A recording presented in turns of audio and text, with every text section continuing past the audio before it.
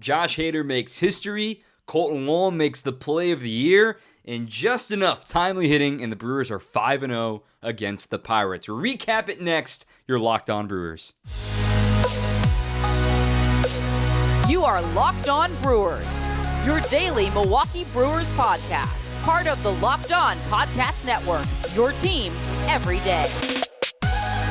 Welcome in, everybody, back in the home studio. I am Dominic Cotroneo. Thanks for making us your first listen of the day. This is Locked On Brewers, your only daily podcast dedicated to your favorite team. Today's episode is brought to you by Blue Nile. This Mother's Day, give mom something she'll treasure forever with fine jewelry from BlueNile.com. And Locked On Sports listeners can get $50 off any purchase of $500 or more. Use code LOCKEDON at checkout at BlueNile.com.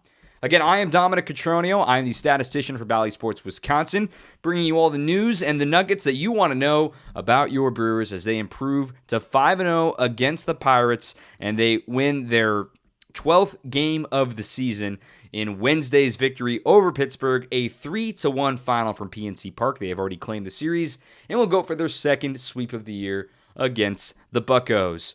In this one, the Brewers pitching staff is a huge story of this. Aaron Ashby, career high in strikeouts and career long in innings pitched, even despite having 5 walks. And we're going to dive deeper into this start, what worked for him, what didn't work for him. They still only allowed 1 hit in this game. I know, there was a no-hitter carried into the 6th inning, and everyone was on pins and needles, of course. And then all of a sudden, you get the leadoff single off the glove of Brasso, or the second batter single off the glove of Brasso, and given there were so many base runners in this game with all the walks, you forgot that there was only 1 hit in this game. So pretty impressive stuff from Aaron Ashby, Trevor Gott, and then the A bullpen of Boxberger, Williams, and Hader. Just enough offense. Going to talk about Tyrone Taylor getting the big base knock. Maybe an adjustment from Christian Yelich. We'll have a breakdown coming up on that later this week on the video side of things. If you haven't already, go ahead and check out our new series In the Hopper on YouTube. Just dropped our first episode this week. It's all about Trevor Gott, who technically gets a hold in today's game. So Gott did a great job talking about his success and what the Brewers saw in him. Gott gets the win in yesterday's game, so I want to correct that. Bullpen did not allow a hit, just 2 base runners on the walks by Josh Hader. And we're going to wrap things up by just some overall feelings and just a reminder of this team's pretty darn good and they haven't played their best baseball yet. So first and foremost, we got to talk about Aaron Ashby. So mentioned it a second ago, career long in innings pitched. He came 1 out shy of a quality start. 5 2/3 innings, just the 1 hit allowed, 1 run it was earned, 5 walks, also a career high, and 6 strikeouts, a career high in the major leagues. So in total, get this, he threw 85 pitches, did Ashby. It was his longest outing of the year. His previous high was 74. 85 pitches for Ashby and 50 strikes.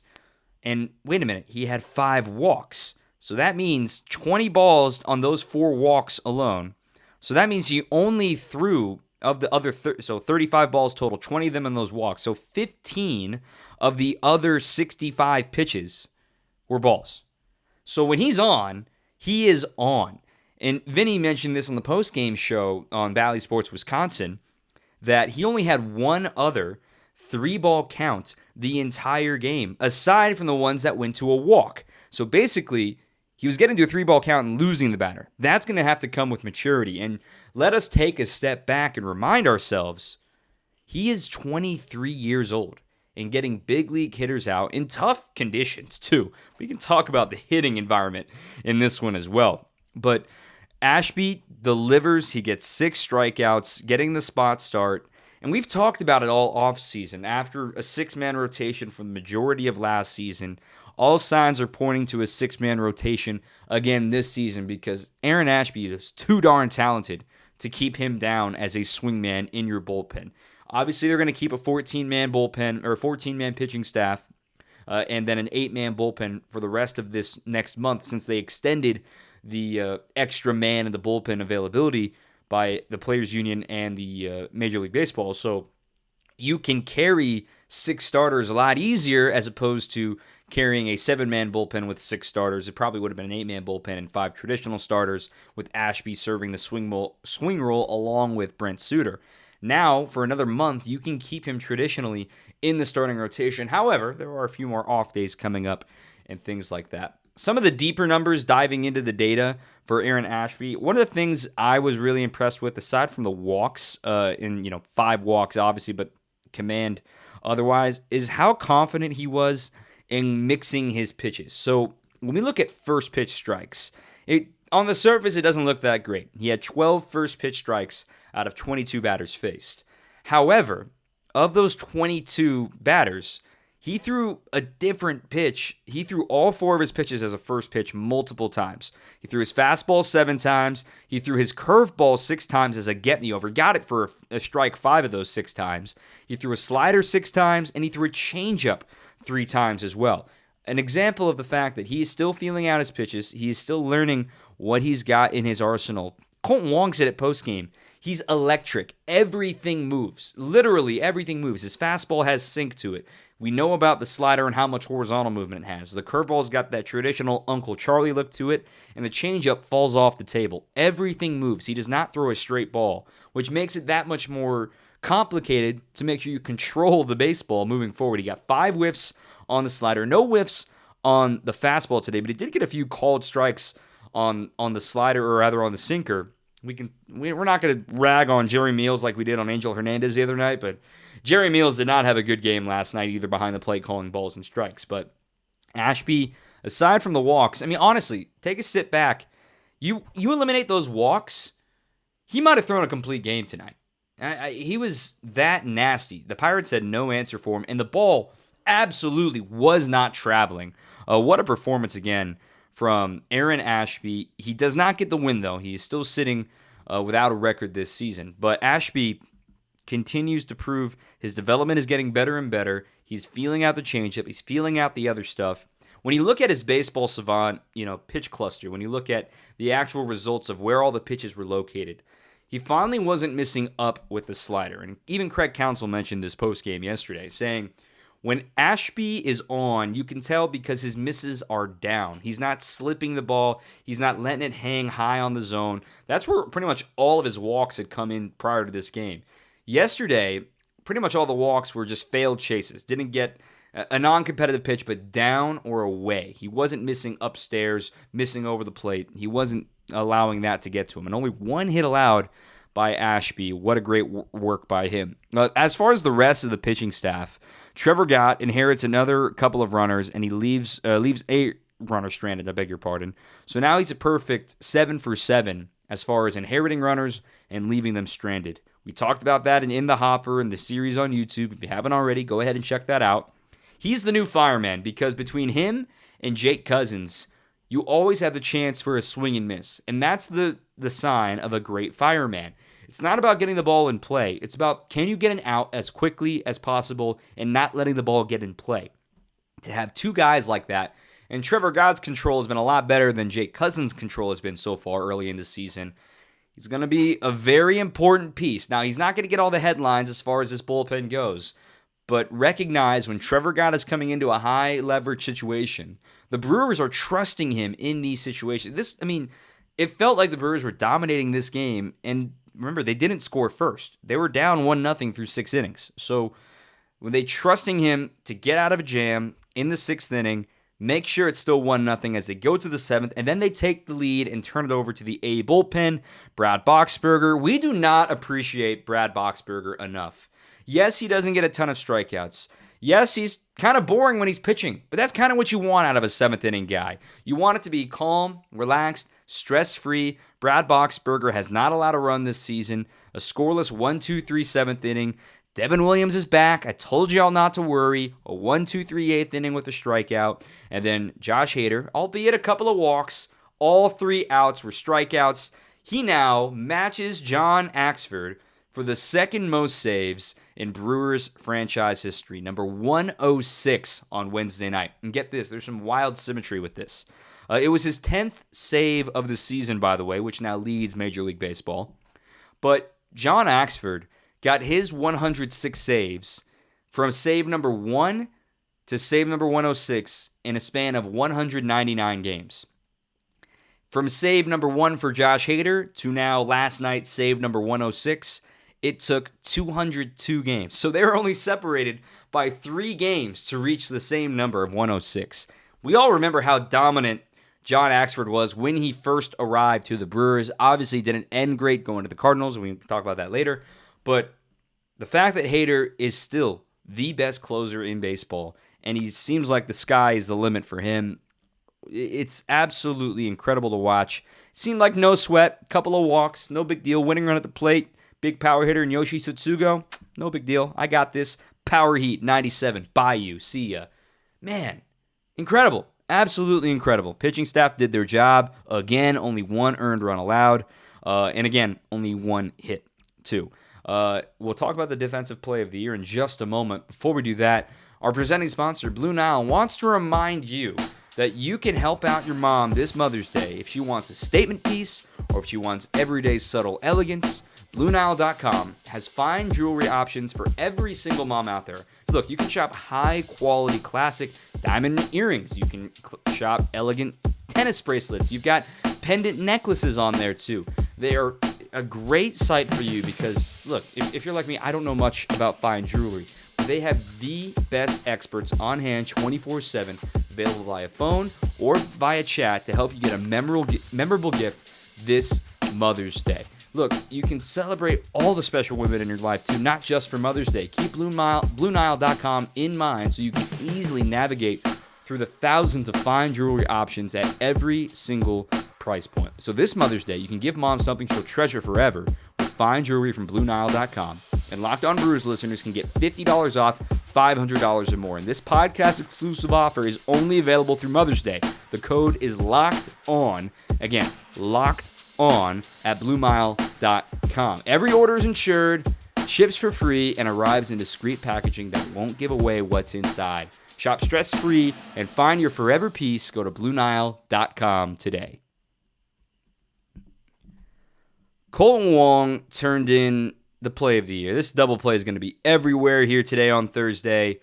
Man, diving to his left, up the middle, glove flip as he's falling to Willy Adames at short and turns it over to first. And it feels like to me, remember last May, first week of May, Dodgers are in town. Huge series, huge 4-game set with the defending World Series champions.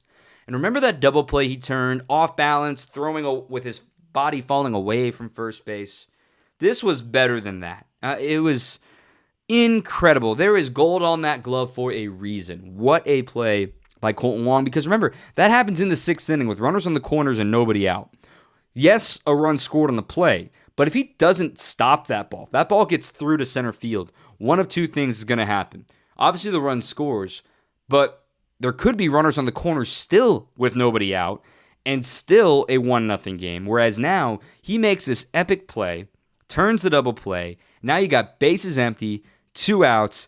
Ashby can exhale. He granted walked another batter and then ended his day a little sooner than he wanted. And even Craig Counsell admitted he might have pulled him a little soon. But the fact is, that inning really could have got out of hand fast for Ashby, given how well they were seeing him in that frame, staying patient with the walks and everything.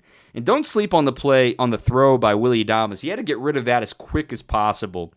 83-mile-an-hour throw, pretty much flat-footed, by the way, too, over to first base to convert the double play. The exchange was less than 0.7 of a second. Pretty darn fast for Willy Adames.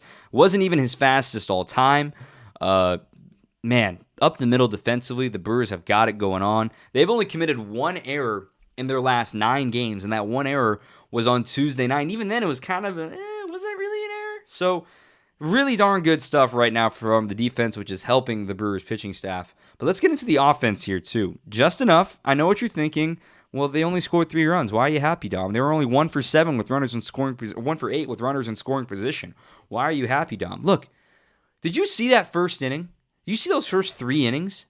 They were scalding baseballs, and it was just dying on its way to the outfield. It was obviously a chilly night. It was 40 degrees at first pitch. By the end of the game, you could see the guy's breath. Everyone was wearing the balaclavas. You were seeing the hand warmers, the Aaron Rodgers style hand warmers in the outfield that Wong and Renfroe was wearing.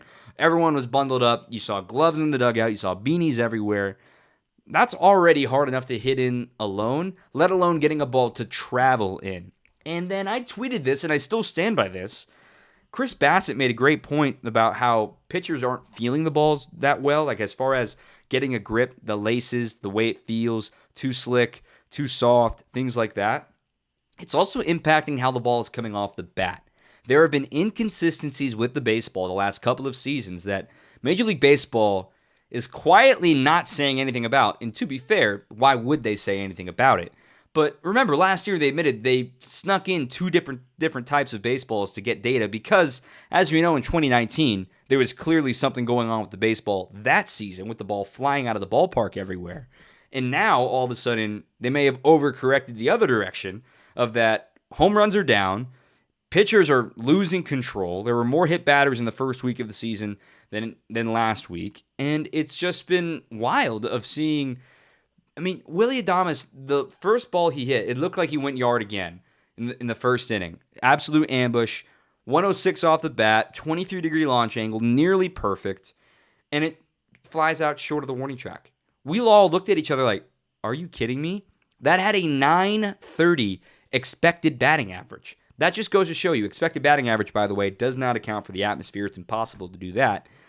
Just goes to show you how hard of a hitting environment it was. So the Brewers relied on small ball to get things done. Yes, they only had one hit with a runner in scoring position, but hey, that one hit brought home a run in the sixth inning, and they were the only runs allowed by Will Crowe this season. And Christian Yelich, we're going to talk about him in just a second, jumping on a first pitch, gets a single through the right side.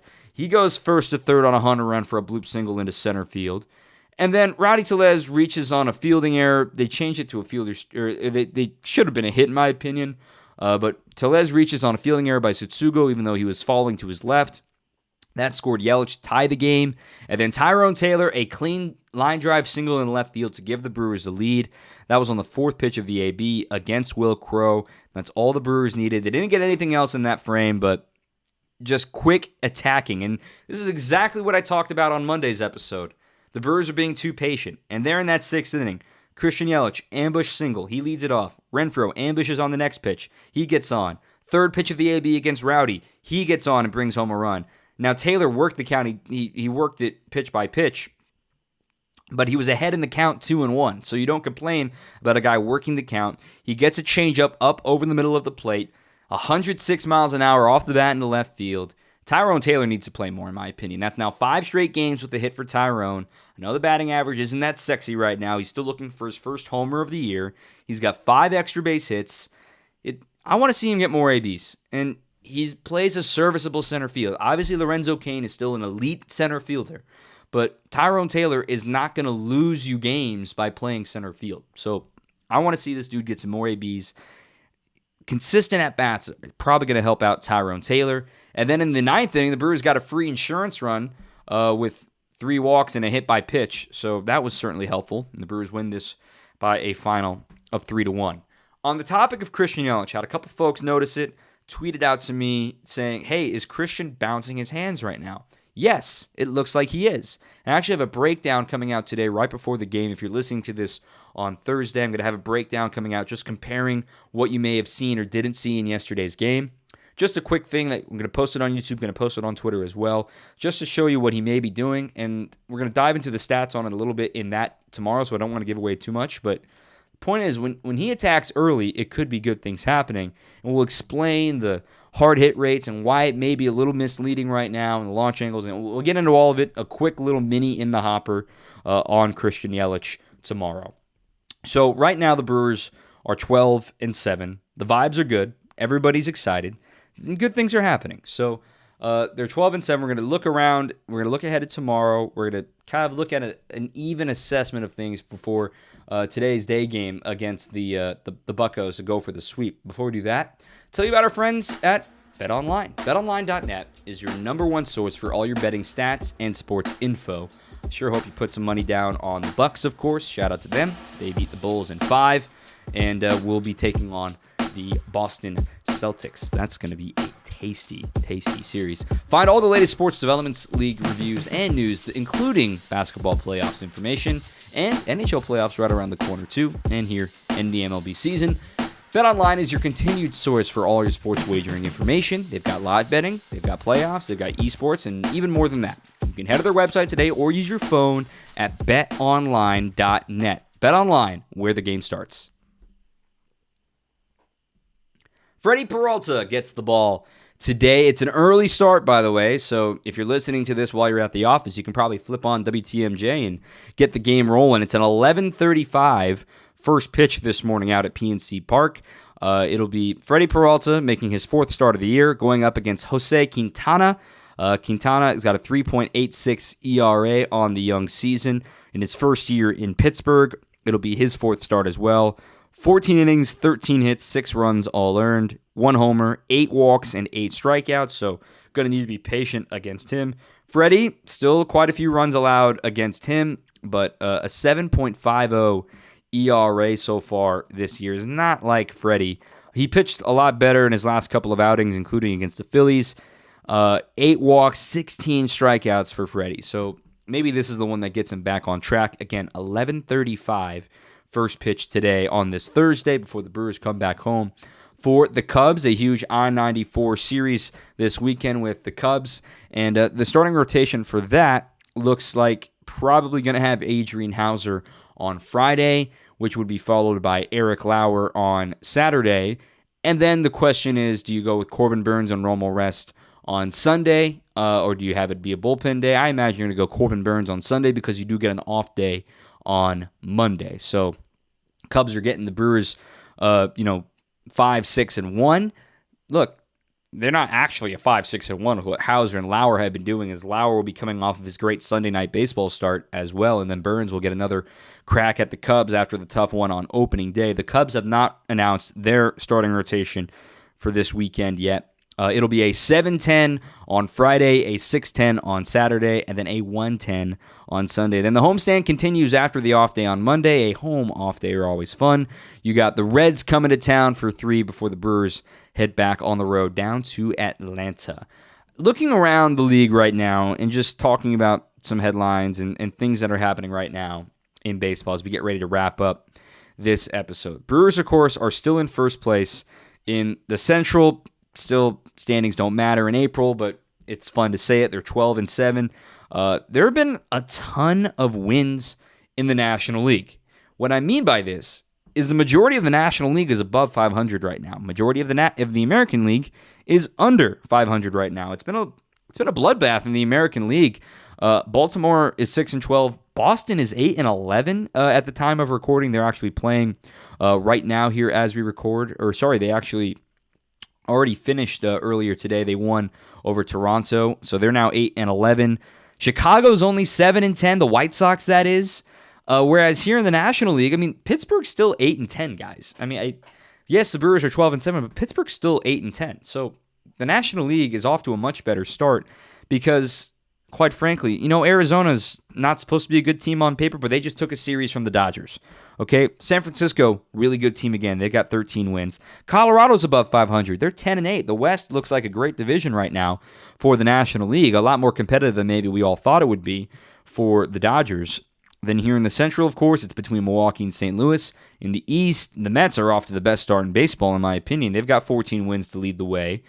They got into a brouhaha with the Cardinals, talking about hit batters, but it's back to our original point. The baseballs are inconsistent right now. You're seeing a lack of control and an unintentional hit batter on Tuesday, which leads to the Mets throwing at Nolan Arenado on Wednesday. Bench is clear, yada, yada. It is what it is. Hey, how's your mother? Let me send you a Christmas card. Everybody loves those. So they'll have warnings going into their next one. I just hope we get another Terry Collins-esque blow-up with a umpire mic'd up. Have you seen this video? Remember when Terry Collins, there was a documentary being made about umpires, and Tom Hallion happened to be mic'd up, and this was when Noah Syndergaard was trying to throw at Chase Utley, and they threw him out immediately. You got to get our shot, or you know what's in the jackpot. Your butt's in the jackpot. Go find that clip. Classic clip. It makes me smile every single time. I'm just really intrigued to see how long this lasts as far as the National League holding things down as far as records go. 4 of the 5 teams in the AL Central are under 500.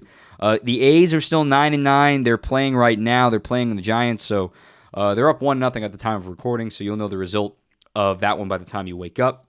My point is that I still stand by my point that I think the National League wild cards may come from the East and from the West, especially now with what the West is looking like.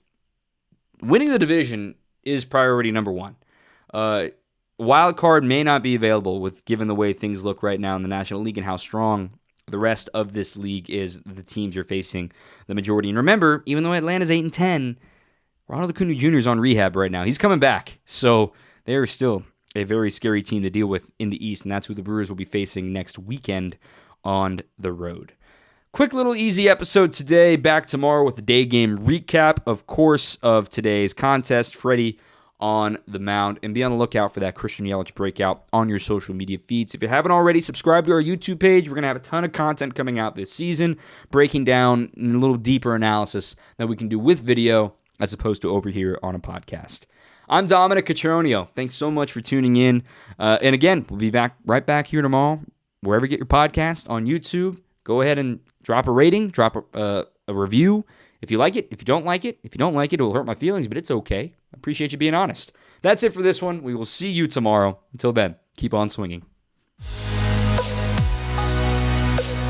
You are Locked On Brewers, your daily Milwaukee Brewers podcast, part of the Locked On Podcast Network, your team every day.